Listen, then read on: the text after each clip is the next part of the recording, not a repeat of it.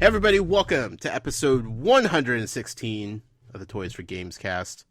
We are recording this on a very late Friday night, May 5th, 2017.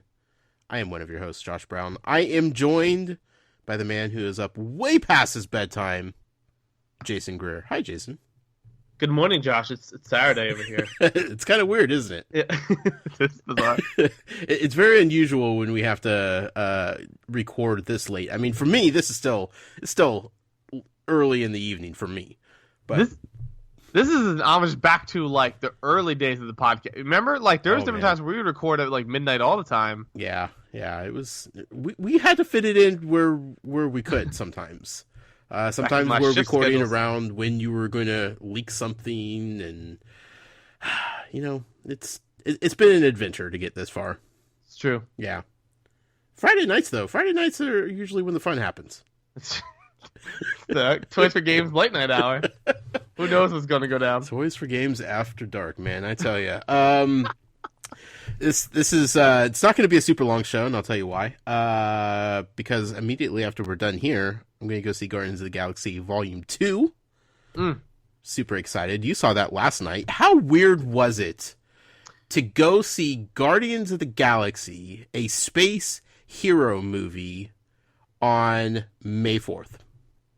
I know, it was bizarre, because that's what I knew it was coming, like, May the 4th, but like when I first woke up on Thursday, my first thought was, it's Guardians Day, and so I almost forgot all about it. But yeah, it's weird seeing a different space movie. It's not Star Wars on Star Wars Day. Right.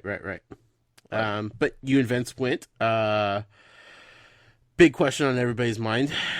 Yeah. Popcorn 10. Popcorn 10 did not disappoint. That thing is legit. It's legit. They had 2 tins, which I forgot to take pictures of. Ooh. But there was also a Groot head that's about a foot tall by like 10 inches wide. Mm-hmm. It's just hollow inside. It just holds popcorn. And so there's 2 tins and the Groot head? Yeah. Okay, so there's 3 to pick from. Right. Okay. And so, and I thought I told Vince, and like he either A, could have forgot, or B, I'm pretty sure I told him, but he might not really processed it completely. So when he came in, I was inside. He's like, "They got tins?" I'm like, "Yeah." He's like, "Oh, sweet." He's like, "Oh, they have 2 of them again?" I was like, "Yeah, but you know about the other thing, right?" He's like, "No." I was like, "Look up on the board." He's like, "Well, I'm not getting a tin." I was like, "Nope." And now here's the thing, and I don't know if you saw the tweet. Because I almost like, obviously I was going to get it, but it was like kind of weird not getting the tin, because the tins I just keep stacking like in the corner, sure, so I can figure out something I want to do with them. Right. But like I can't buy this kind of thing very often, because it's like you can't stack this with other, That's an individual piece right there. Right. So I'm like, I don't know what I'm going to do with this thing. Shopkins Inc. out of nowhere comes out with the best idea. Did you see what they said? I missed it. They said to use it as a planter. And I was like, sat there and I tweeted from the Home Alone gif, and I was like, that's not a bad idea. So I think we can go out to Lowe's tomorrow, get some, some stone and some dirt, and try to plant some flowers in it. And sure. Have flowers coming out of Groot's head. That's awesome. Yeah, that's actually a fantastic idea. Now, we've been recording a podcast together for what seems like forever now. You've told me all about your popcorn 10 fascination and all this stuff. The last time I went to an opening night of a movie, I think was Dark Knight Rises. Dang. Yeah. I don't do them very often, as you can tell. And I've never gotten into the popcorn 10 game as you have. Are they only available on like opening night? Does every theater participate in this? Like, what's the story behind the popcorn tins? So it's kind of like a wild, wild west now with some things, because it's kind of unpredictable. My local theater is independent, so it's them and only them. Okay, so they're not owned by Regal Cinemas or... Right, yes. Okay. They own... It's pretty interesting. That's why I hate going to other theaters, because I just want to support this guy and his thing. He opens this theater. He opened like the first IMAX in the area. He opened another theater in Delaware, so he owns 2 theaters, and then he just bought and renovated a theater in another county, and they just show like classic films. It's like a 15-seat theater kind of thing. Okay. So like for all the stuff about like movie theater, the guy keeps expanding. You know what I mean? So it's like it's pretty cool. So like I like going to that versus Regal, just because of like supporting this guy who's somehow running movie theaters, sure, without any major corporation behind it. So it's always pure luck of the draw. Like when we get there, whether they're going to have even posters or not. Right. The IMAX posters are pretty much guaranteed because that's like it's an IMAX pushed thing. Okay. So that the posters are typically the same. And they give those out for free. For free, yep. Okay. They used to be like bigger, and they keep getting smaller, so it's kind of a pain because they're all the exact same size. So you could swap them in and out of the frames, and now it's like, who knows what you're going to get. Right. And now they're so tiny, like I almost don't even feel like getting them because it's like it's weird to hang it up because it just doesn't fit in the size of the room. It's just this awkward, weird, foot by half-inch thing. You don't live in a dorm, right? Yeah. And so, they never talked about the collectible stuff for a long time. And I think maybe he knows that it's, becoming a bigger deal or people, are buying more of them. So now he's advertising on Facebook. So now, like, I know what's going to be there before we get there most of the time. Gotcha. But yeah, because, like, some places, I don't even remember, Matthew Johnson sent me a DM, and he got a Groot popcorn tub, and there's a Groot drink. So it was like a same... the popcorn tub, but it also has a lid and you have a straw in it, so it's a cup, Ooh. but smaller, obviously. It's not the true size of the thing. But, like, we didn't have that. Okay. He also, he just had the drink, didn't have the tub, but he had some kind of weird, like, wastebasket-looking plastic thing that was the thing. So there's, like, multiple different things, know? Okay. So it's kind of hard to predict who's going to have what. I think each chain's now getting their own, like, special treatment to it. Sure. So they used to be all plastic, and then they moved them to these tin things, which is nicer. Yeah. But yeah, so it's till they sell out. Okay. Which is usually through just kind of opening night. Yeah, unless the movie's terrible. Sometimes, like, Vince and I will go, and, like, we're going and seeing a completely different movie. Yeah. And, like, some terrible movie that we want to go see, and it's, like, 2 weeks later, and they still have the collectible cups, and it's like, can I have that? And I'm like, sure. I'm like, all right. So you're saying there's a chance I could probably still find a monster truck popcorn tin at some if there place? is one. I hope so. Local Goodwills. 99-cent rental on Amazon this weekend. Yeah, I saw that. I'm excited to never watch that movie. But here's the thing, too. They used to be, that it still does, counts as like a large popcorn. Okay. But now they charge extra for it. Oh. And so you're actually getting less, I think, popcorn. Obviously, it's refillable, but most times I'm not leaving the movie theater to go get, I've never... Wait, what do you mean, obviously, it's refillable? Like large popcorn to get free refills? I don't think that's a thing everywhere, man. I've never heard that. What? Then you go to sucky movie theaters. Maybe I've just never gone through a whole large popcorn and thought I needed more. But what's the thing? Like, when I'll either send, like, when I go with my family, I'll send somebody else going. Like, if you all want popcorn, I'm not going out there again. Pay good money for this ticket. Sure. But now it's like, I think the Groot popcorn thing was $15. Okay. For the popcorn and thing. Which, again, I mean, you're getting a Groot head. Right. I was like, you're actually getting something versus, a piece of paper you're throwing away. Right. But, yeah, I almost... and I think they had some extra the Fast 8 ones, because I almost, if, like, Guardians, which I knew they were going to, but, like, depending on what movies were coming out, if I was going to go to the movie theaters again, I was tempted to do this. They had, right now, you get a large souvenir combo at my local theater. So if you buy 2 Fast and the Furious tickets, so you buy the 2 tickets, and then you get 2 of the collectible cups and 1 of the popcorn tins, which is, like, I think that's cheaper than the 2 tickets. So, like, if you're planning on getting that, it's cheaper to buy the 2 Fast and Furious tickets and get that as a deal, if that makes sense. Sure, so I'm telling Vince, I was like, I was almost tempted to go to another movie this weekend and just do that and get more of those things. But, yeah, pretty legit. But, yeah, you have to check tonight, see if you get it, because the Groot head's pretty legit. I'm not going to lie. Yeah, well, I mean, I saw you and Vince post them, which, I was like, okay, that's totally a Jason and Vince thing. But then I saw Greg Miller post a picture, and he had a Groot head. I'm like, okay, this is a real thing now. Like, people are into this kind of stuff, which I've never, other than talking to you, I've never, ever gone to a movie theater and thought about walking out with something collectible. Right. And now, like, with the spinner wheel on the cup from Fate of the Furious, and now the Groot head popcorn, it's like, That's all I'm going to be looking for when I go to the theater. And that's such a good idea for the movie theaters because because again, movie theaters, if people don't know this, they make nothing on movie ticket sales, like nothing. It's all concessions. It's all concessions. So if they're getting people to buy these collectible things, or like dumb idiots like me when I bought all 4 of the Star Wars ones, they're making a lot of the bank on it. So I think it's a win for the studios and for the theaters. I hope they keep doing it. Right. But same thing. Like I'm hoping. I appreciate the Groot head. If they can make something like that work, it works. But like, I hope that's not going to become the norm because like I can't collect a bunch of these random popcorn holders. Amy will kill me. Yeah, that's a slippery slope to go down.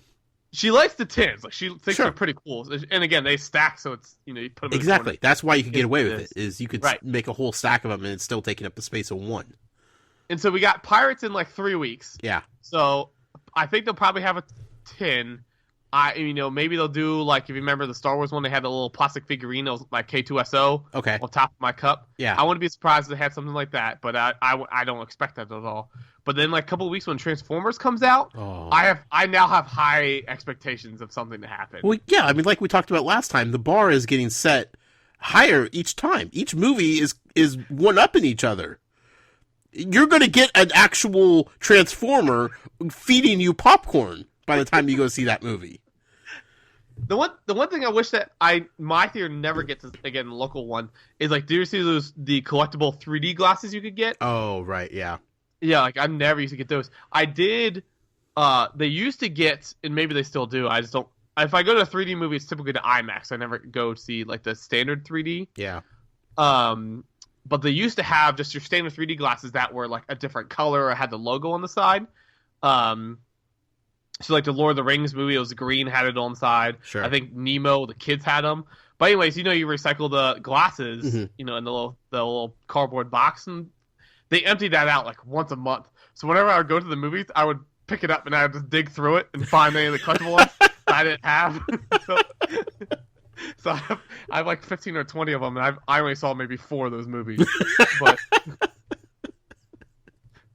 oh man, what an experience it would be to just ransack your house, like send you away for a weekend and just like go in there and just pick through everything, because I bet you have some weird stuff that you've never told anybody about. I'm sure I do. And there's probably stuff you don't even remember that you have. That would be the best part. It's trying to surprise you with your own stuff. And it's funny too, like the glasses, because it's for the passive 3D, and my 3D TV I did have was an active 3D TV. Sure. So I couldn't even use them. So you really had no reason to have them. No. Yeah, other than just your collection itch. Well, like I said, I'm looking forward to seeing the movie tonight. It's definitely not going to be the longest of shows ever. We do have some news to cover and so on. I'll say, and so remember, there's 5 post-credit scenes. So right. Yeah, I saw a meme on Facebook the other day about it was like all the Marvel superheroes just sitting in a movie theater, and it was something about like it was only like the superheroes and like all the other chairs around them were out, and it was like when you're you're at a Marvel movie when there's people sitting past the credits 15 minutes after the movie ends or something. It's like, yeah. So all 5 are after, like, legit after the movie. So the movie ends, and then like I think it's like a split second they go into one. Okay. And they're all pretty short, like 2 seconds. Like sure. There's one a little bit longer, but it's nothing earth shattering per se. Right. Just kind of woven into the credits. Yeah, and then they goes, and it's like, so the credits go by pretty quick because it's like 45 seconds, and then it's another clip, 45 seconds, another clip. So. Cool. I'm excited. Yes. I'm excited. Also, big thing in your life. Amy is back in town. Right? She for is. the summer? Got back today. Yeah? Yes. Yeah, so she has next week off, and then she's going to start her internship, but she's home for the summer. That's nice. So no more long road trips up to school every other weekend, or 7-minute drives.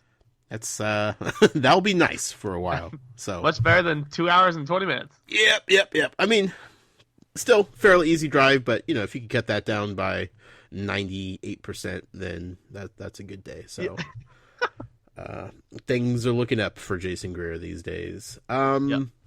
Her mom was funny too on because she got home yesterday, Thursday night, and I told him, I was like, let me know when you get home, because I couldn't go up to help him load up the car. So I want to come help unload. Sure. Yeah.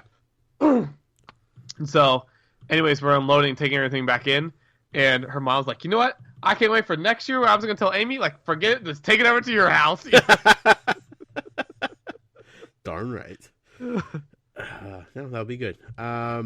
Oh, one more thing before we get started. I got an email today about tickets that were about to go on sale. Do you know what I'm talking about? No. A brand new event that will be a first time this year. The new PAX Unplugged. Oh, right. In Philadelphia. What's the dates on that? November 17th through the 19th. 17th through the 19th. What's Philly like at that time of year? Cold. Yeah. Snowy. Yeah, I'm afraid of that. No, I don't think it didn't snow till like January, but okay. It'll definitely be cold. Definitely be cold. Anyway, I saw that and I'm like,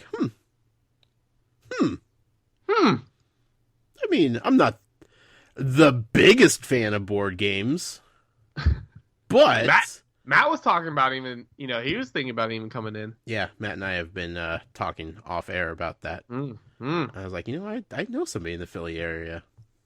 Yeah. Yeah. I don't know what your plans are November 17th to the 19th, but 18th it's a home Penn State game, but I'll be around. You're always around. I'm just saying. I'm just tossing this out here. I mean, I feel like I gotta do something this year. We'll put a pin in a sticky note. Yeah, I mean, there's a lot of things between then and now, but just putting that out there. I'd like to thank our show sponsor, as always, the wonderful Devin Lachinsky.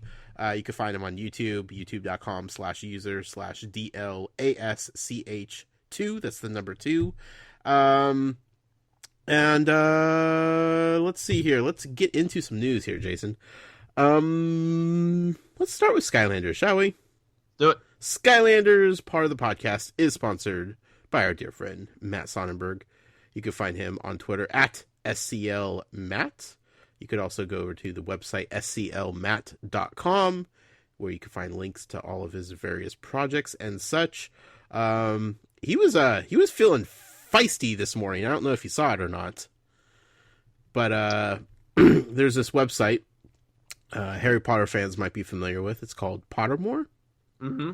Well, apparently this morning they decided to announce that they're going to start their own book club. Yeah. And give people the opportunity to reread the books. And the entire world is rejoicing because they now have a reason to reread the books. And Matt, being Matt, as we all love him to be, he was super snarky and was like, we've been doing this since last year. You don't need a new reason to reread the books because we've been giving you one for several months now. So welcome aboard, Pottermore.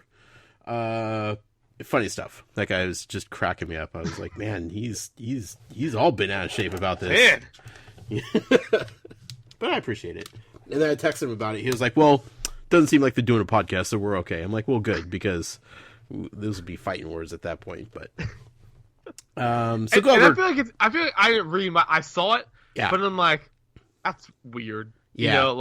I don't know. Because I first thought maybe they're doing a book club of like a legitimate book club, or they're going to talk about like other things. Right. And I'm like, sorry, it just heard a loud noise and it started dumping buckets of rain. I was like, what the heck is that?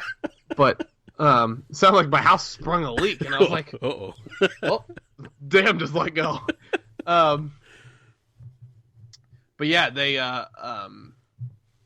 so it's just, I don't know, it's just weird, like having a book club where everybody's probably who's going to do that has read the book multiple times. Yeah, no, that's the thing. I guess like each week they're going to have like a theme for like that reading for that week, and like have like a discussion on like the forums about the required reading. So it's definitely more, I mean, 100% geared towards people that have read through them and giving people a reason to still participate in discussion in between, new Fantastic Beasts movies and whatnot. So Sure. I don't know, whatever. Let them do their best to do whatever they're going to do with this thing. But Besides Tales of Godric Hollow, have you ever done like a book club kind of thing? oh no, Yeah. I don't got time for that.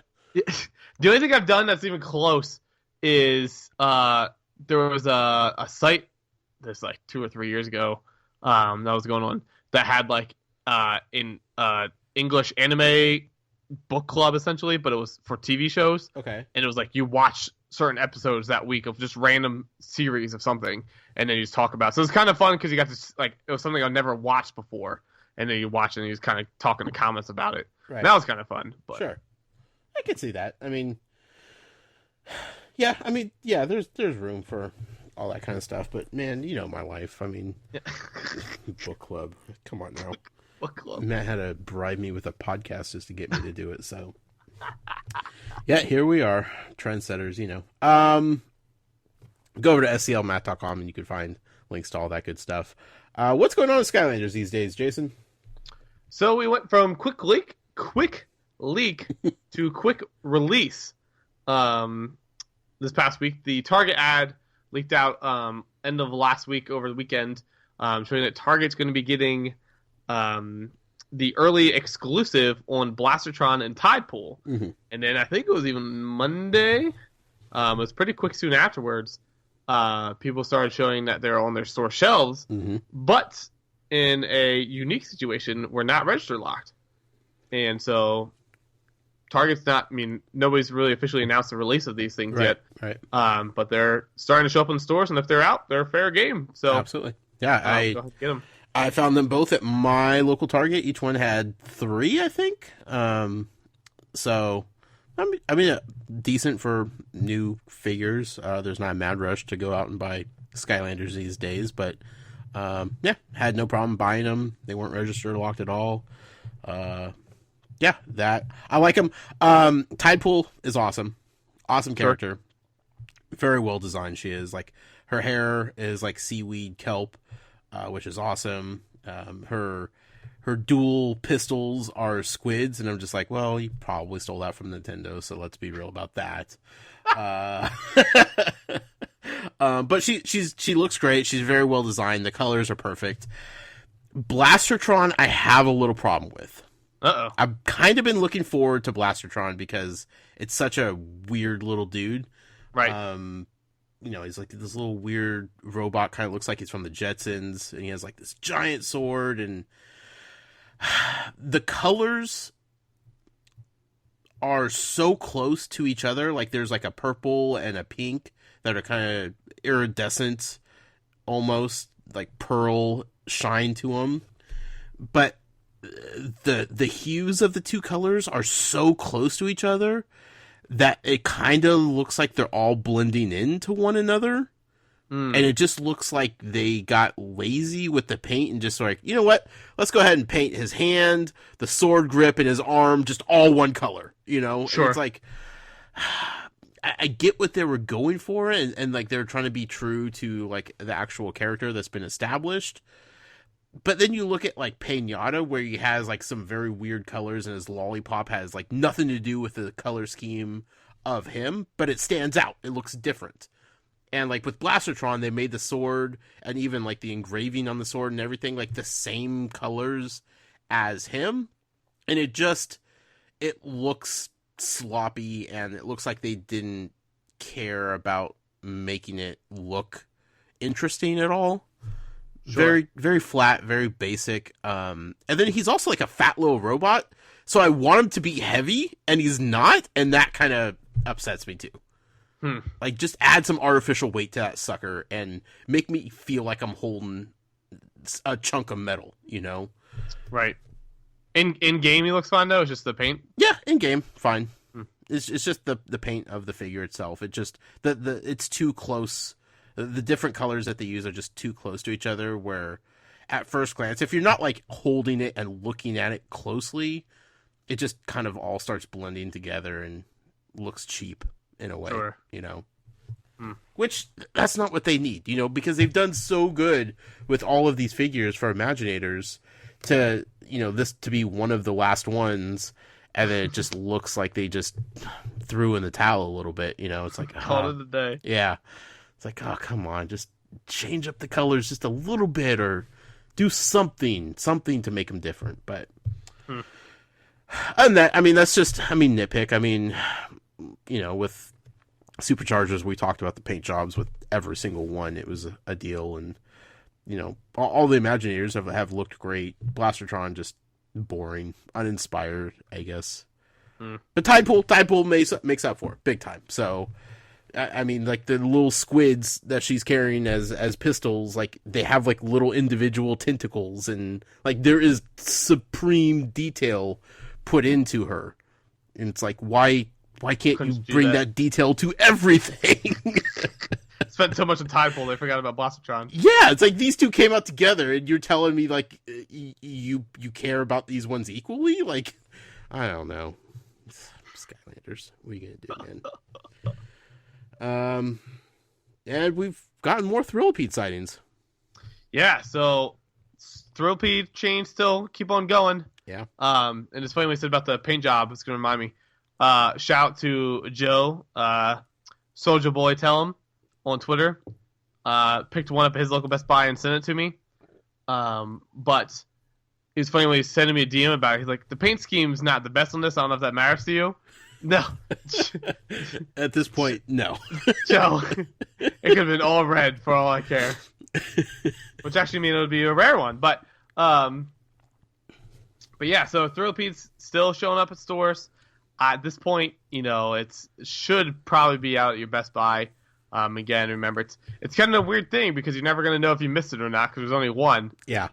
So you definitely keep on checking, but obviously each day goes by now, it's lessening your chance you're going to find it that somebody else already grabbed it. Here's my question, because I've gone to my Best Buys a million times and nothing. But at the same time, like the layer of dust on the couple of Skylanders that are on the pegs is so thick that I'm convinced that they haven't put out any new Skylanders in a very long time. Sure. So I feel confident in the fact that they probably didn't put out just one Thrillipede. It got bought out, but nothing else has been new. Are they sending it out with other figures? I've yet to hear what. As far as I heard, it was just like they got a box with that in it. And that's it. Okay. But because like that's why I think it's coming out so much, because they're getting a small box. They're opening it and they're like, "What the heck? It's just one random character," and they put it out there. Sure. Man. See, that's what I'm worried about though, is that they've already been snagged. Right. But I look at the section each time. It's like nobody's coming to this. Like, this is a ghost town. Like, I'm walking on dust because nobody has like stepped foot in this aisle in so long. Right. It's kind of embarrassing. It's kind of sad. So I'm like, who would be rushing to this aisle to go get this one stupid Thrillipede? It's like, well, idiots like me. That's who. Who know, and they're all rushing in. 2 weeks ago when we were telling people to go rush to their Best Buys, everybody did that, and here I am thinking about it still. Like, because I know you publicly called on Twitter that you're disappointed with me that I took the cheap way out. Yeah. But if there was like a BrickSeek option where I could check like stock of a bunch of Best Buys, yeah, I legitimately would drive 2.5 hours just for the kick of it all. Sure. Just to go find one. Yeah. I literally probably just call Vince like, yo, you want to drive like 3 hours? Okay. Grab lunch. I'll buy you lunch. We'll make this a thing. It'll be good. Yeah. That's the thing. I could get one for a little bit more than I would be paying in store. Right. It might come down to it. I want to just walk in and just have it. I just want to see it on a shelf. Right. Like, that's a bucket list for this show, you know? Yeah. This is something that we have talked about for so long now. I just need that ending to this story. And it's funny, like, our awards, our new story of the year. Yeah. Typically has been like a sad note. Right. But like right now, even with the cancellation of Lego Dimensions and even the reshuffling of Skylanders, this is currently my number one story of the year so far. Well, it's the story of the year because we don't know the story. Because it's so weird. The story is the lack of story. Yeah. Like, because you and I were talking off air about it ahead of time, and we're saying about, like, how does this happen? Why is each store just getting one?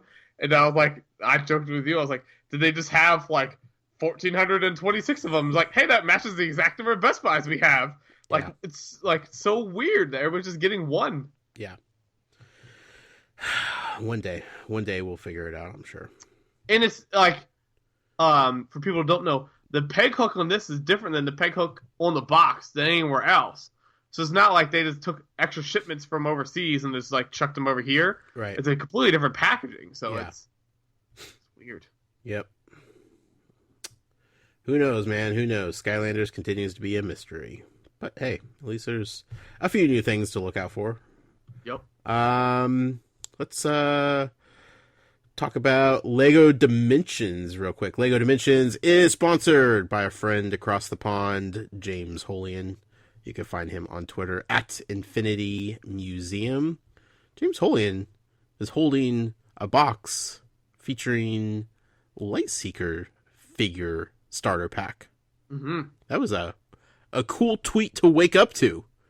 For some reason, I was not aware that they were already being sent out to those in the UK. Well, yeah, they sent an update today, like, because some people... Oh, yeah, I got the email afterwards, but I was seeing the tweets. I'm like, oh, I didn't even know this is happening. And then the email came through. I'm like, oh, okay, it's totally happening, but... Yeah, because that's the thing, because some people are like, well, our store's screwing up this early? It's still got a while to go. Right. They're like, no, it's a Kickstarter version. Right. No, it was a nice surprise. It was a fun surprise, so... Yeah. Anyway, James Holian, go over, find him on Twitter at Infinity Museum. You can check out what he's doing with his light seekers and such. Let's talk about Lego Dimensions real quick, though. We got a big week coming up. Let's talk about Wave 8, shall we? Yeah, so Wave 8 is coming out next week, on May the 9th, right? Yes. And so we are getting 3 pieces of content. We're getting the Goonies level pack. We are also getting... the Hermione Fun Pack, and also the Lego City Fun Pack. Again, all out there right now. No sales that we know of as of yet. There might be a cartwheel deal on Lego Dimensions packs for at Target, but it says, like, I think in the flyer it says, like, select packs, and I think, like, all the DPCI numbers are different for Lego Dimensions packs, right? Unlike Skylanders, so they could theoretically pull a couple out, not include all. So we'll see. I'll keep you updated as best I can. But yeah, coming out next week. I know a lot of people are excited for the Goonies level pack. Mm-hmm. Is it an anniversary this year? I forget if we talked about this or not. No, they had an anniversary like 2 years ago. I thought so. And I don't know if it's just because I'm more in tune because of that, but, like, I've been seeing a bunch of Goonies, like, references and GIFs in whatever the last couple of months. And it's just, I don't know if I'm just more in tune because of the level pack, or if it just seems odd that this is coming out and, like, everybody else is talking about it also. 2015, it was a 30-year anniversary. Okay. It came out in 1985. Yeah. Like, for me, Goonies is it's something that seems like it's always around because it was filmed at Cannon Beach, which is on the Oregon coast, which is like a 2-hour drive from here. Sure. So, like, it's the Oregon coast is, like, always, like, has Goonie things around it, from Astoria down to Cannon Beach. Like, it feels like we're always in Goonies mode in this. Goonies land. Yeah, pretty much. Yeah, I don't know why you would be seeing more Goonies stuff, though. That's weird. I don't know if I'm just, happy to be noticing it more just because of knowing the level pack is coming. Yeah, just more sensitive to noticing it. Goonies, yeah.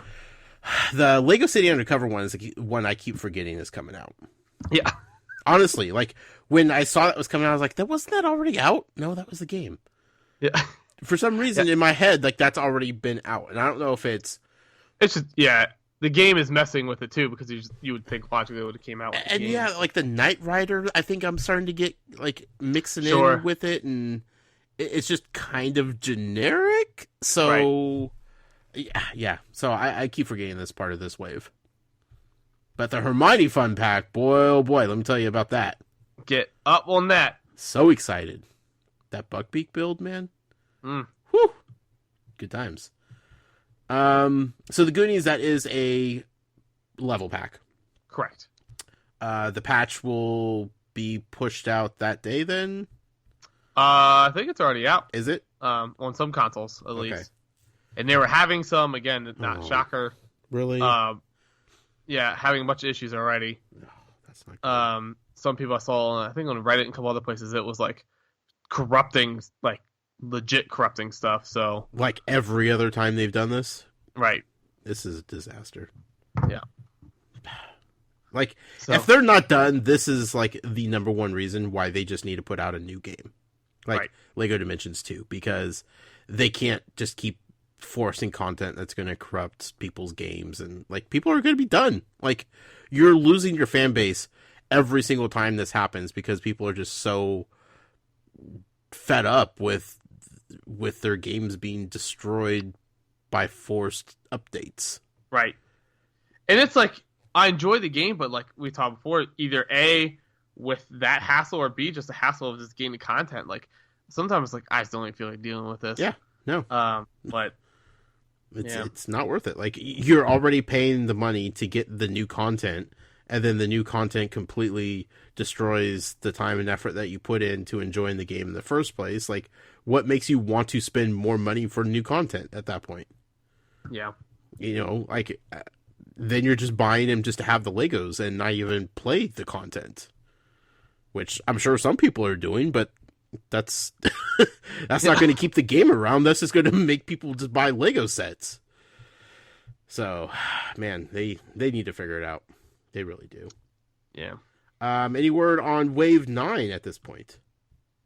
Nothing yet. Typically, every wave we've had the next wave announced beforehand. Mm-hmm. Obviously, year one, everything was just announced from the get-go. Yeah. But we haven't had, this time everything's been announced a couple of days or weeks before the next wave, and we haven't heard anything at all about Wave 9. Sure. Dan over at Bricks to Life even says about 2, which I don't forget if we talked about this on the podcast or not, but that apparently the E3 plans for them is just going to be, I think he said 2 Lego games we don't know about at this point. Okay. But they're not going to talk about Lego Dimensions at all. Like, just not going to be in the booth or anything. So he was saying that, they're probably just going to do the PR stuff. Like, if you try to ask about it, it's like, we're not here to talk about Dimensions today. We're going to talk about blah, blah, blah. Like we told before, I guarantee you they're not going to confirm anything at E3. No. This is not even insider information. From what they're doing already, it's just, I think they're just going to keep tugging it along, getting people to buy it until the very end. Just let it fade out. Yep. We're still waiting for Powerpuff Girls, Teen Titans Go, Beetlejuice. Am I missing anything? I think that's it. Feels like there's more, but maybe not. No, that's it. Okay. Well, we'll see. It's gonna be a weird E3, man. Yeah. All right. I did decide I'm taking Tuesday off.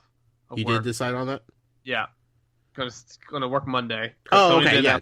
Tuesday. Yeah. Nintendo.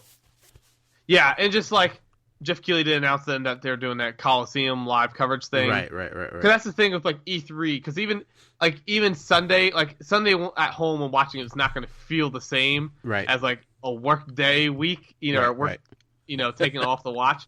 But like Monday, the only thing that's left is if Ubisoft has anything, which last year's their press conference was horrendous. Yeah, that makes me never want to watch a Ubisoft press conference ever again. Yeah. So, but Tuesday, like, I would totally be fine, missing a day of work and watching just Jeff Keighley for 12 straight hours. Yeah. So that's all I'm going to do. Watch that man do anything. Yeah,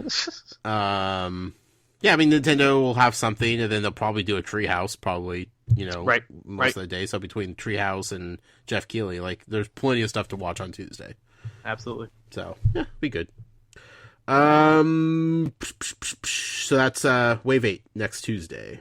be on the lookout for that. You'll tweet out any deals that you hear about, and so on and so forth. So, let's switch over to Amiibo. You see what I did there? Amiibo, part of the podcast, is sponsored by the newly married man himself, Michael O'Driscoll. He took the plunge. He did it, folks. He is married. You can find him on Twitter at amiibo_museum. His wife, her name is Anya. Anya O'Driscoll? Maybe? I don't know. Did she take his last name? We'll find out. Maybe. Find out. I want pictures. I want to see how the wedding is. He said it was a great day. He said it was fantastic. Congratulations to them. So happy everything went well. It's marriage season around here, man. It's coming. He got married. Greg Miller got married just on a whim. I think I have a wedding in 2 weeks, and then another one in like 5 weeks to go to. Yeah, then in a year we'll be talking about your wedding and crazy talk. Boy, oh boy, man. Too much, folks. Stop getting married. Unless you really love each other, then go ahead. Anyway, thank you, Michael O'Driscoll. Again, Twitter at amiibo_museum. And his wonderful new bride, Anya. She is a singer. You can find her album on iTunes, Spotify, wherever. It's called And the Light Comes In. Go and check it out. See if you like it. See if you dig it. Give him a wedding gift and pick up her album. That would go great. Jason, what's going on with Amiibo? So Amiibo, we did randomly just get the news that many had speculated, but for some reason took a long time to confirm. Best Buy is the exclusive home for Bayonetta Player 2 and the Majora's Mask Link Amiibo. What took so long is they needed to work up their PR press release. Get that little blog post up. Yeah. They're good at that. And they said it's going to be the final Smash Bros. Amiibo, which we'll see. But that's a bold statement, Best Buy. Bold statement. Final is in the final that are currently announced, is what they're trying to say. Right. So, but yeah, so exciting to see that on there. Pre-orders went, they were pretty quick on it. I think,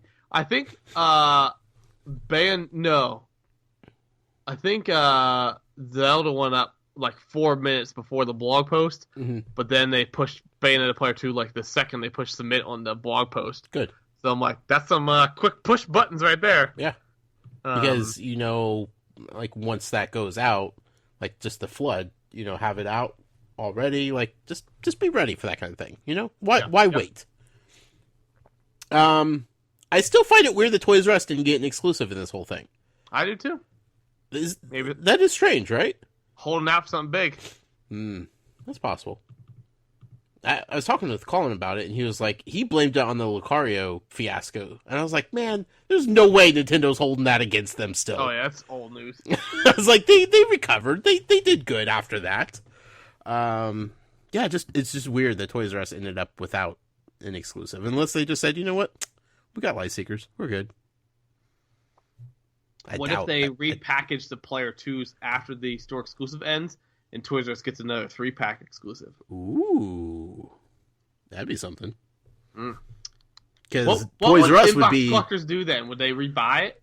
Jeez, I don't even know why would people still be doing in-box anyway? That's what I want to know at this point. Because the boxes are different now. They got the different logos. No, the Smash Bros. Kept the same. Oh, they didn't? Oh, you're right.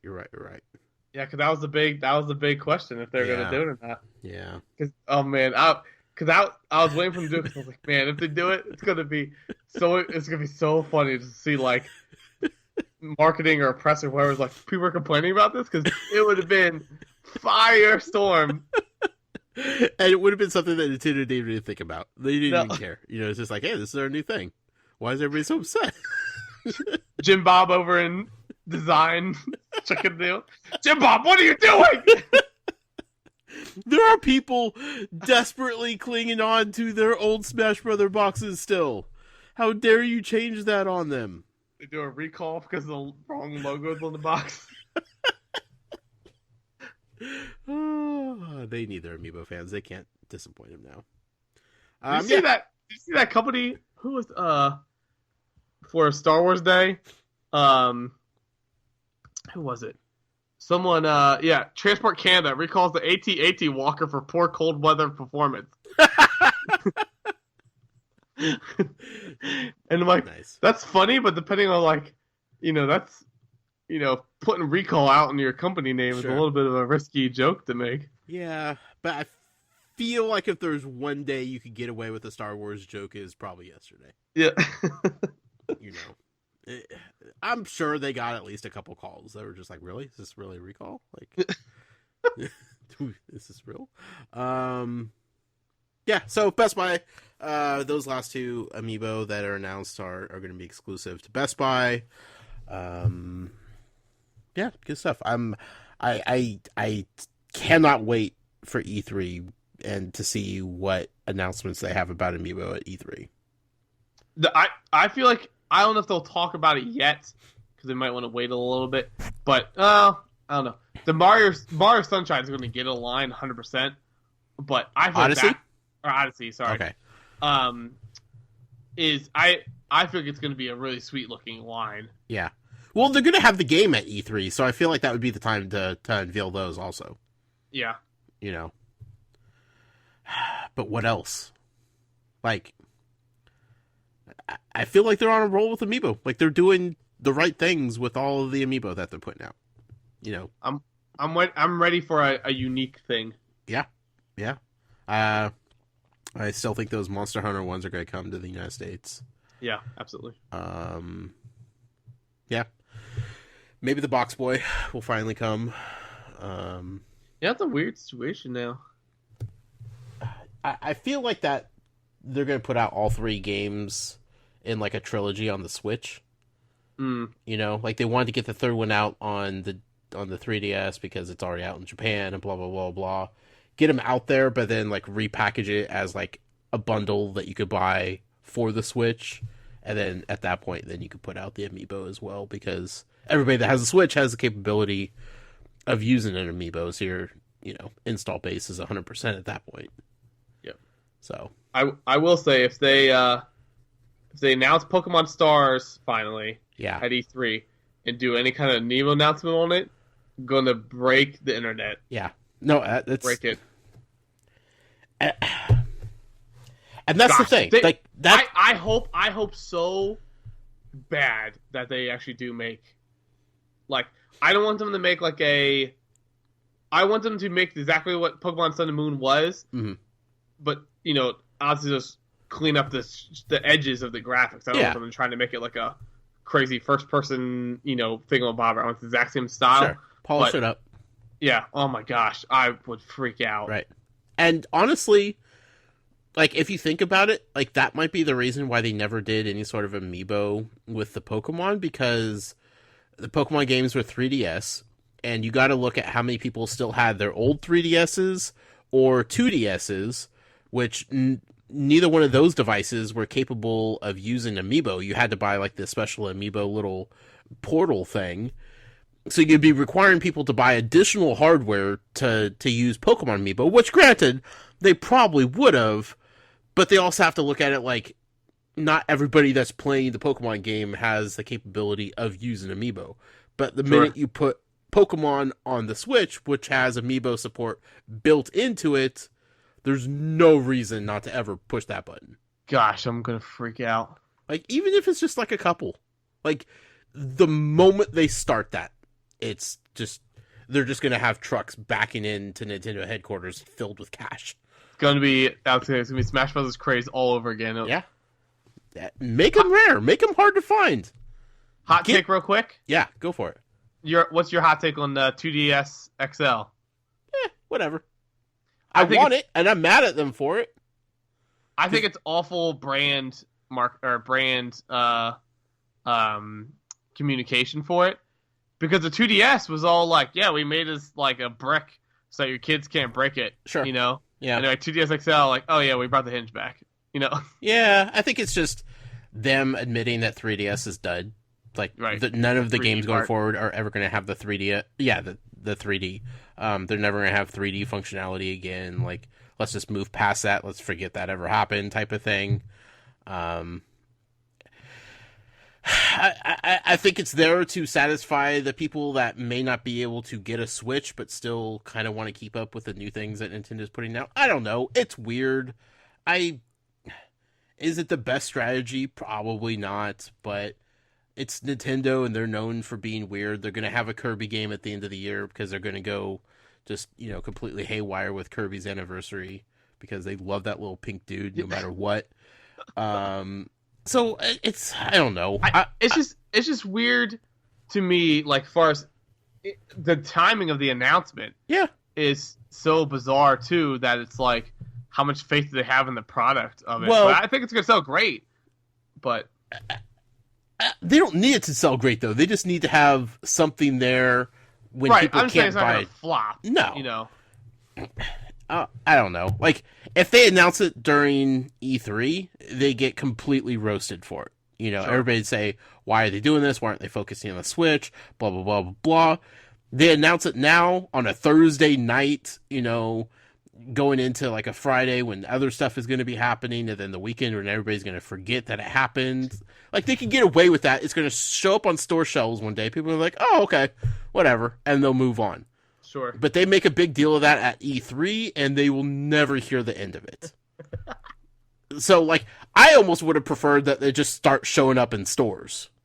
Right. Like, what is this new thing? Yeah. Nintendo's like, I don't know. Buy it? Like, that would have been a better marketing strategy, just because people would have been so confused. I don't know. I'm okay with it. Yeah, I'm curious to see how much I can get for my 3DS trade-in. Yeah. Because I bet you the screen quality is probably even better than what the 3DS screen is. Oh, yeah, totally. So I'd be tempted to trade mine in. Right. I could not play the regular 2DS because it looks like such a kid's toy. Yeah. But it was. Yeah, it's not bad at all. And here's the thing. Like, there are people that still have their original 3DSs or 3DS XLs from like 3 years ago that never jumped into the new 3DS line that may be thinking, you know what? I could probably trade this in and get like the newest thing that's not quite the Switch, but could still play all the new games that are coming out for the 3DS, I just laughed at like how predictable and also unpredictable Nintendo is. Because it's like everybody's always waiting for like, okay, when are they going to do the XL now and everything like that? Mm-hmm. But I was like, there's no way they're going to do a 2DS XL. Oh my gosh, they actually did. New 2DS XL. Yeah. With the C-nub, dude. Don't forget the C-nub. Oh, that's right, man. I use that C-nub all the time. Camera controls like nobody's business. Oh, Nintendo. Lastly, we need to talk about Light Seekers. Yes. I'm sorry, I completely butchered that. I started reading ahead and I got all messed up. Light Seekers, they're a real thing, man. This part of the podcast is sponsored by our friend Christopher Long from Long's Toys. You can find him on Twitter at CLong83. You can also find him on YouTube, youtube.com/user/Long's Toys. You can also check out his podcast, Geek Each Week, which you can find on Twitter at Geek Each Week. Light Seekers is here, Jason. Part 1 is here, man. Woo, doggy. It's real. It's physical, it's here. Yeah. Excuse me. Go to toysrus.com. It's the, man, the third option in their little roundabout carousel of ads with the tagline, "What the kids want."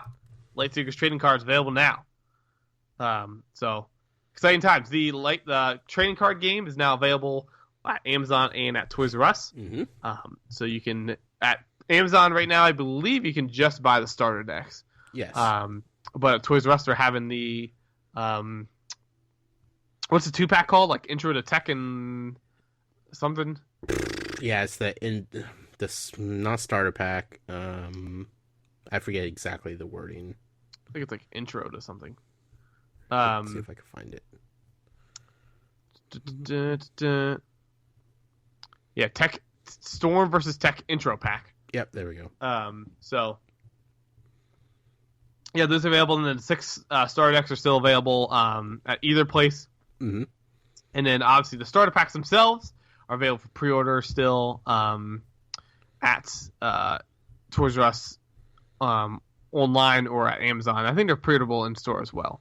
Yeah. Um, Also, so, in store at Toys R Us, you could buy the booster pack of cards. booster packs. Yep. $3.99, I believe, right? $3.99. Yep, for 9 cards. And they have a poster above it, which you can scan, so don't forget to scan that. If you're in the store, if you have it on the device, whatever device you're playing with, you have that with you in the store. Yep. Which is my one critique so far. That it's like I don't think you can have multi-account sign-in because I'd rather play on my iPad. Sure, but you're not carrying your iPad around. Not carrying my iPad around to scan stuff in the store. What if you took a picture of it with your phone and then scanned it when you got home from your phone? Yeah, you can, but it's just not. Okay, I understand. I'm giving you a workaround here. Yeah. But yeah, so exciting times again. It's just crazy. It's just weird. It was so weird to walk into Toys R Us today, turn that corner when I'm looking for Skylanders and all the normal stuff, and it's like, boom, there's an entire display of Light Seekers. Like, we saw this thing birthed from nothing. Yeah. And we watched the development all the way through, and then here it is in a physical store. It's unreal, dude. Yeah, it's up there. Had a feeling inside me the first time I've had this feeling since like the Disney Infinity 1.0 release. Yeah. Just getting there, just like, wow, this is a thing. They did it. Yeah, it's like, because I haven't been in since the actual cards came out. I was in over the weekend when they had they're starting to put the stuff up. Yeah. But even now, it's just like I just sat there and just looked at it for a while. And I'm like, huh, it's actually here. Yeah. This is a real thing. I'm so happy for them. I really am. I bought a couple packs. I'd already gotten one of the starter packs, the Astral starter pack. So I'd already looked through the cards. The cards are gorgeous and whatnot. Yeah. But I was in store and I was like, you know what? I have to buy a couple booster packs. Like, this is... It would be ridiculous for me to like admire this display and then not walk away with some Light Seekers trading cards. So I bought a few packs and I just opened them before we started recording, and I was showing them off to Val, who she says she listens to the show, but she's pretty convinced that she's never heard us talk about Light Seekers before. So I questioned whether or not she's actually listening to this show. Yeah. But like, she was looking at the packaging, she was looking at the cards, she was like, wow, these are legit cards. Like, these are as good, if not better, than like Magic cards. Like, I could see people actually collecting these and playing with them, and I was like, yeah. That's why they're going to be okay, because, they did what Skylanders didn't, and they made a card game that is completely unplugged. But then she was like looking in the packaging, she was like, Tommy, I've heard that brand. Yeah. And I was like, you don't listen to our show ever, do you? I was like, that was why we were so impressed with them from the beginning, because they associated themselves with like a legit toy maker and somebody who's known in the business for making quality products. Like, they've been making the right decisions from day one. So it's just fun to see other people who aren't as invested in the product like we are, impressed by what they're doing from just a casual audience perspective. Right. And that's a good sign for them. Yeah, and it's exciting too. I honestly think it was a smart idea to do the split wave release. Mm-hmm. One allows people to budget it a little bit better. Yeah. But two, when this came out, I got a bunch of people tweeting in. They're like, "I thought this was a figure game," and I'm like, "Nope, it's a whole bunch of things." Yeah. So because if they released the figures along it, I think it would just get kind of pushed to the back burner and about the cards. But now it's kind of like, and it gets you introduction to the lore and everything with it as well. They're creating the separation between the individual aspects of this universe. Right. Yeah, it's so good. Seeing people getting their starter packs from Kickstarter today over in the UK, that's fantastic. The emails that we got today said that they'd be sending out ones to the US next week. So, I'm stoked, dude. I'm so excited to get those things and take them out and play with them, and cannot wait. Good stuff, man. I'm so happy for them. I'm proud of them, and I'm excited to see the groundswell continue to be excited for this. You know, and it's only going to get better for them. Like once the figures come out, and people start getting into the game, and like there's a lot of potential for what they're doing here. Yeah, absolutely. So. Let's see here. Let's go ahead and transfer over to the community question, shall we? Let's do it. The community question, and we can't spend all night here because again, I gotta go see Guardians of the Galaxy, Jason. So we gotta get through this here. Gotta get going. Community question this week is sponsored by our dear friend Evan Parker. You can find him on Twitter at the Lone Goldfish. You could go over to twitch.tv/the Lone Goldfish, see what he's streaming, see what he's up to over there. Go over and say hi. Tell him we sent you. The community question this week, for the response of the week, I'm going to give away a booster pack of the Lightseekers trading cards that I picked up today. So the winner is going to receive a package of those cards in the mail from me, with love. The community question, look, I was stumped. I didn't know what to ask. It was a Friday. I was frantic. I was like, man, I don't even know what we're talking about. It's going to be a late night for Jason. No, yesterday was Star Wars Day. Let's ask a Star Wars question, because that totally makes sense, right? It was funny because it was like, I think it was like 5 or 7 minutes later afterwards. Yeah. When he posted it, I was like, he must be struggling for a question. Yeah, I was going to text you and ask, and I'm like, you know what? And I had sat there with the tweet open before I hit like send on it for minutes. I was like, man, this is so out of left field for people. And then some people are going to be like questioning, hey, you're a day late and $1 short with this question. I'm like, yeah, well, that's kind of our MO. Like, that's Toys for Games for you. We're either way early on things or we're just a day late on something. I don't know. Like, I could ask all the same normal questions for Toys to Life, but sometimes it's fun just to ask questions that get people talking about different things. So this week I said, who's your favorite Star Wars character and why? We got a bunch of responses, Jason. We did. So we got Long's Toys here. Says tough one, but I'm going to say Vader, especially after that scene at the end of Rogue One. Still one of the best scenes in any film. Still get chills when I watch it. So good. Gabe Perez is not sure about the peck. Doesn't seem too responsible. Just look at this and tweeted out a clip from Robot Chicken. Check it out if you like. Yeah. Matt Sonnenberg, friend of the podcast. Matt Sonnenberg says Django Fett. He gave us Bubba and the OG Stormtroopers. We got Dark TJ, who, if you didn't see that, be sure to watch the most recent Custom Conquests video over at Nintendo Wire's YouTube page. Dark TJ is coming out a little bit. Yeah. Says Mr. Spork, he might have a pretty irritating bowl cut, but he possesses the vice grip to pinch people into submission. It's fair. Rose of Death says, I'm a classic guy, so I'd say Darth Vader. I mean, come on, who else do you think I need in my Dark Armory? I'm fighting for Prez Dark TJ. Yep. Which, got some support this week with that video. Sure. James Hellion, Infinity Museum, says R5-D4 because as a kid, I wanted him to go with Luke as well as the other 2 droids. Shame R2 had to go and sabotage his motivator. It's not very nice of you, R2. I mean, it worked out well for him in the end. Yeah. Brady James says, my favorite Star Wars character is Plo Koon because his skin is thick, so he can survive in space. He is also the only Jedi that can use Force Lightning, which he brands as Force Judgment instead of Sith Lightning.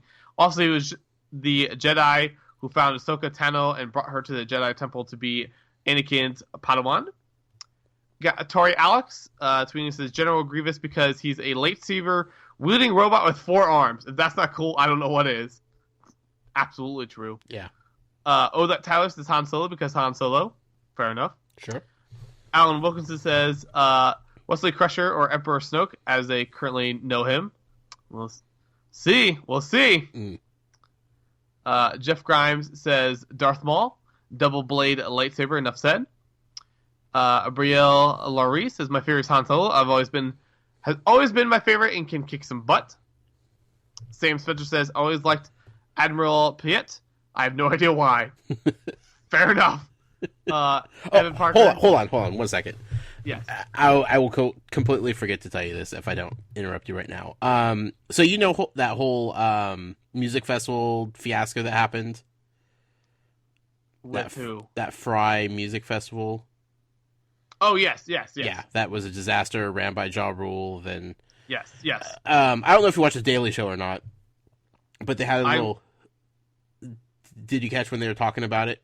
No, I heard Will Arnett made fun of when he was stepping in for Jimmy Kimmel this week, but I don't watch the Daily Show segment. Yeah, Daily Show, they were talking about it, and the comedian that they had on, like, one of their correspondents, he was like, this is what happens when people step out of their comfort zone. Ja Rule is a musical entertainer. He is not a musical promoter. And then Trevor Noah was like, well, I mean, we gotta encourage people to step out of their comfort zone every once in a while. And this is how, like, new things happen and people develop new skills. And he's like, no, people should stick to what they know and what they're good at. He was like, Han Solo, the Millennium Falcon. Han Solo, in real life, stepping out of his comfort zone, flying an airplane, this is what happens. And it showed the picture of, like, when he crashed his own, Right. Harrison Ford crashed the airplane. And it's like, yeah, okay, that's pretty good. That's hilarious. Anyway, continue, I'm sorry. On the side note there, Trevor Noah's been getting better and better, so I appreciate him. But Jordan Klepper, easily the best correspondent they have right now. Yeah. And him getting his full show, I can't wait. Yep. Oh, gosh. Yeah. He's so funny. Then after Evan Parker, we also got Tori says Greedo because he didn't shoot first. Poor Greedo. Thorkill the Red says Darth Vader is the coolest. Big Mike says Jar Jar Binks. He helped create the Empire. It's also well known that he's the first major Star Wars character with a legit lisp.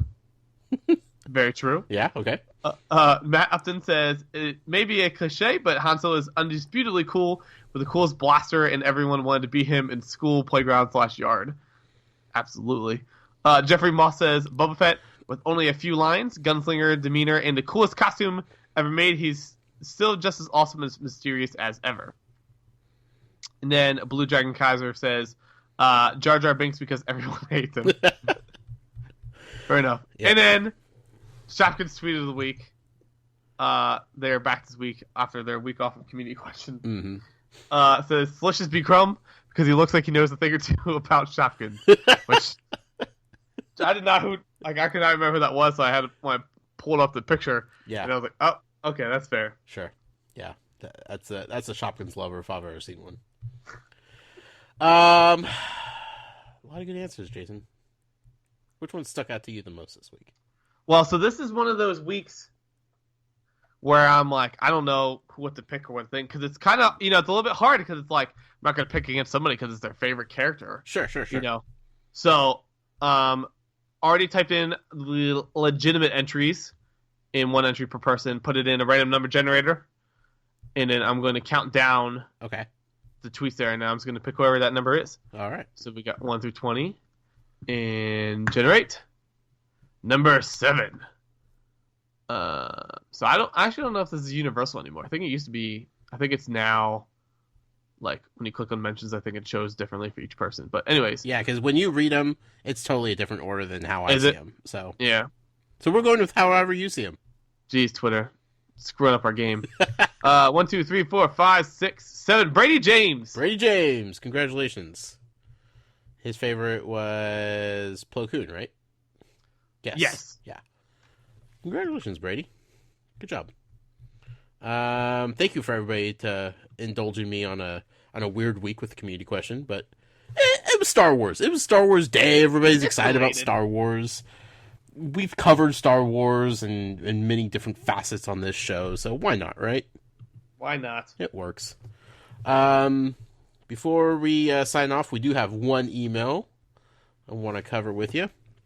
This email is from our friend Brian Christensen, Billy DJ Dog. He says, Dear Josh and Jason, so I was invited to play in a beta of a new game. I'm so excited to play it, but then life decided I needed to work 6-day work weeks for the next 5 weeks. So now I can't play my new game. Has this ever happened to you? Have you ever had an exciting new game to play and life gets in the way? Signed, your tired fan. Yeah, Jason, tell us about your life and how much time you have to play the games you really want to play. not very often, so I have to sneak them in there when I can. I'm trying to remember. There definitely has happened, and I'm trying to remember what it was. But something was like, and I got really mad because like I bought it first day, and then like I literally couldn't play for like 5 weeks, Right. and then I could have saved like $30 if I just waited that time. Sure.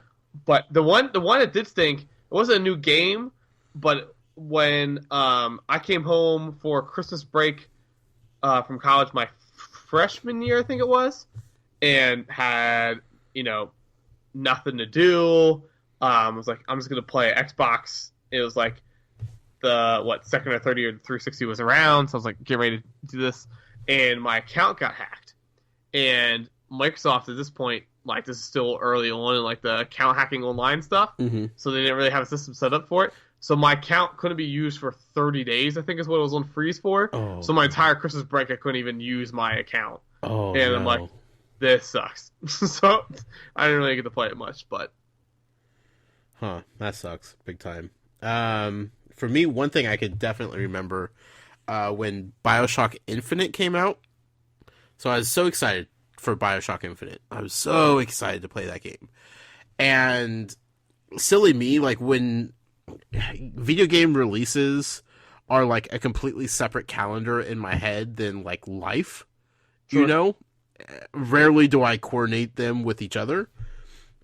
Like, I could tell you when a video game is coming out, no problem. But, like, if I don't have it synced into, like, what else do I have going on in, like, my normal life, it kind of gets screwy sometimes.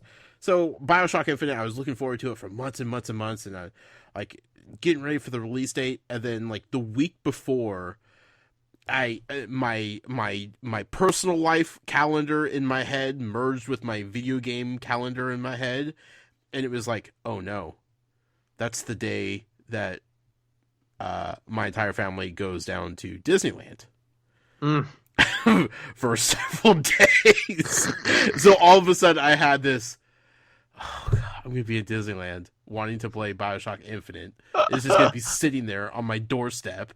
I was so mad because it was just like, that was a game I was looking forward to so much. And it was going to be there when I got home. I wasn't going to be gone forever, but it was like just one of those things where it just, the alignment of the stars in the universe just did not work out in my favor. sure. And granted, had a great time at Disneyland, Right. but in the back of my head, I was like, I could be playing BioShock right now.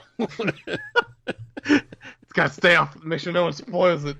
Yeah, well, that was the thing, because it's so story heavy, Right, like, right. I can't listen to podcasts for like a week until I catch up. Like, my entire cycle of how I, engage in social media and everything is thrown off because I need to catch up to the rest of the world who will already be playing it for a week.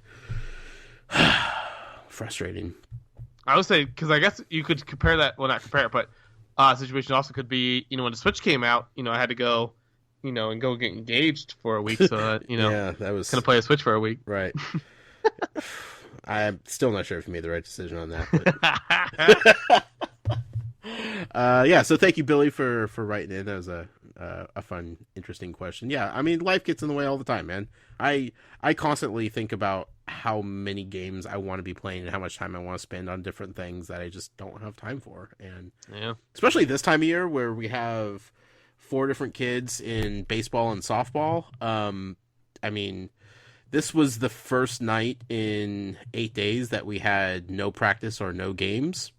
Jeez. And it's like, well, yeah, but then podcast, and then we're going to go see Guardians. And it's like, even like we had like a free night and we still filled it with other stuff. Everything, yeah. It's just life. I mean, you just got to roll with the punches and fit it in where you can, and just go in knowing that you never have time for everything you want to do. So, Jason, it's been a fun show. It's been a fun night. I know it's getting late for you. I'm getting pumped up to go see Guardians, man. I'm so excited. Where can people find you at on the internets? Yeah, you can always follow me personally on Twitter, twitter.com/JasonInquires. Jason Inquires is also my handle on Facebook, Instagram, and YouTube, so you can always head over there as well. If you want more Toys Life centric stuff, you can always head to Brick Inquirer and Skylanders Inquirer. Yeah. You can find me on Twitter at The Noise with a Y. You can follow the show on Twitter at Toys4Games. Have a couple different giveaways going on over there. You could join the Facebook group, facebook.com/group/Toys4Games. I implore everybody to go do that because the community gaming night is happening tomorrow, May 6th, Saturday, 5 p.m. Pacific. Right? Everybody's going to be playing Mario Kart 8 on the Switch. Everybody's posting their user IDs. I think Ken's setting up a tournament probably or something. Yeah, 5 p.m. Pacific time. Okay. 8 p.m. Eastern time. Correct. I will be stuck in softball. I don't know if I'll make it. I might make the tail end of it, but what the heck? Did you see who's coming? Who? You. What? You don't know who's coming to it? Hold on. I just went on the Facebook page. Okay. And 2 posts down. I'm getting. I will try to make it from none other than John Vignacchi. No way. Yeah. What? Well, this has got interesting. I was sitting there, I was like scrolling through. I was like, okay, Gabe says he's gonna be in there. And I saw John Vignacchi's name. I was like, oh, it must be some like Facebook thing where it's sending me like relevant things. I'm Right. like, wait, no, that's JV. That's the man himself. and the guy who's living JV life. I mean, he really doesn't have anything else to do, but wow. What are you doing tomorrow, Jason? Hopefully playing Mario Kart JV. I need some on the boots ground reporting here on whether or not JV shows up to this thing. I have so many questions. Ken, what are you doing over here on Facebook, man? Wow. Okay, tomorrow, May 6th. JV is going to be there, so you all should be there. John Vignacchi, race against JV. Mario Kart 8 on the Nintendo Switch. Go over to Facebook right now. Facebook.com/groups/Toys4Games. Sign up. Get ready for it. Race against JV. I'm going to have to tweet that, right? Like, I'm going to have to promote this as a John Vignacchi special event. Maybe coming, you don't want to corner him in. He's going to get mad if he doesn't. That's true. Promise him. That Possible showing of JV. Yes. Fascinating. Good job. Which, if you don't follow on Twitter this week for Star Wars Day, he had the best tweet reminding that Disney Infinity fiasco when people thought Kylo Ren was giving away Disney or Star Wars Episode 8 spoilers when the what was it? Fight Me Cousin or whatever it said. Yep. Yeah. Goodness. My favorite thing is that, like, for something like that, the best tweet is somebody says, like, just think that, like, yes, we literally recorded audio that said, like, Fight Me Cousin. Oh, goodness gracious. Gosh. If you ever have an email for us, you could email it, podcast@toysforgames.com. And if you'd like to support us on Patreon, you could do so over at patreon.com/toys4games. With that being said, Jason, I bid you adieu. I wish you a good and restful sleep tonight. Hope you have a great weekend. Hope you're able to show up to the Mario Kart tournament tomorrow. I'm going to go enjoy some Guardians of the Galaxy. Hope to get a Groot popcorn bucket or Groot head. Yeah, Groot head for sure. For everybody else out there listening, have a great weekend. We love you guys. Take care. Until next time, happy hunting, collectors.